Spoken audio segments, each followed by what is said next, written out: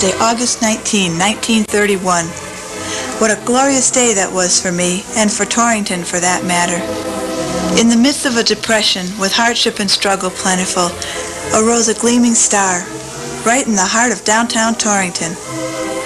Hoover was president then, and Lou Gehrig was due to play his 1,000th professional baseball game. But the biggest news of the week was that of my opening, the Warner Theater, a truly gala affair. Governor Cross led a brief parade from the Connolly Inn. Mayor Ernest Novy and Miss Warner, Marceline Dutille, were present, along with 1,800 spectators to view the opening of my doors. Ah yes, I shone that night. I was newborn, with plush seats, velvet wall hangings, and yes, that magnificent Wurlitzer organ. 50 years later, my outer extremities, with their three-dimensional facade, look basically the same. That 40-foot Warner sign has long since been removed. But other than that, I'm still stubbornly standing tall. My outsides, comprised of 1.5 million bricks, are holding up considerably well. Except, that is, for my roof, which is an entirely different story. Warner Brothers paid $275,000 for my site back in 1931. Imagine what my value is now. My lobby's deserted now.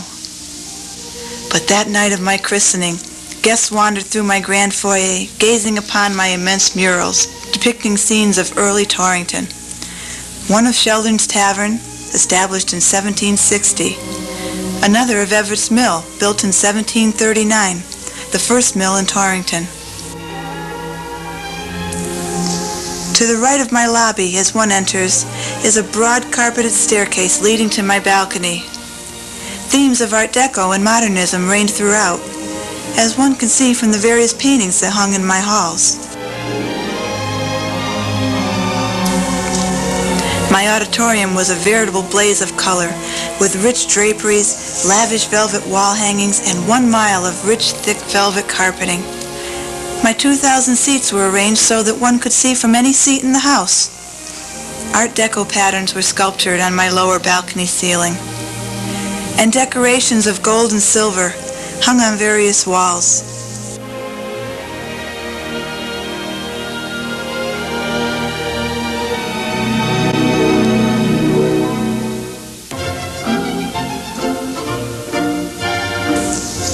My stage was worthy of any Broadway troupe or vaudeville show, and my movie screen one of the largest in the area. My stage curtain was of acoustic material to help distribute evenly the flow of sound.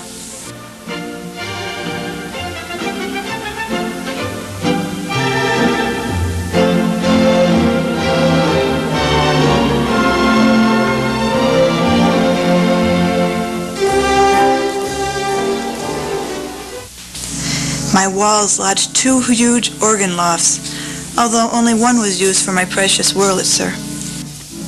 In front of the lofts hung enormous Art Deco grilles, sculptured in gold and silver. The center of my beauty was my immense gold and silver star, on a brilliant field of green and blue that glistened with tinseled peacocks and other ornamental designs. Although beautiful, my star had its usefulness, for it served as my ventilation system, circulating air through my halls every 3 minutes. My balcony was quite comfortable, with every seat supplying its occupant with a perfect, unrestricted view.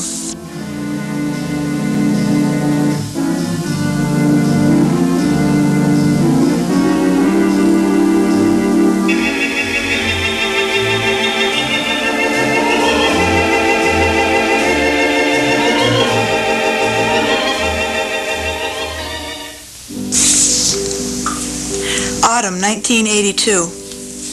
Look at the torment that negligence and the elements have raised with my structure. Water seems to be my most threatening enemy, eating away the very tar and tar paper of which my roof is comprised. Some of the drains on my deteriorating roof are clogged, or in some cases completely broken. I'm a veritable sponge. There's even a tree growing in my roof, and puddles collect everywhere. In my generator room that once controlled all the electricity that ran through my veins, the plaster is running off my walls. The winter cold raised havoc with me, especially since my owner refused to keep me warm. Some of my pipes froze and burst, leaking water throughout my halls. My luxurious velvet rugs are black with mold and mildew.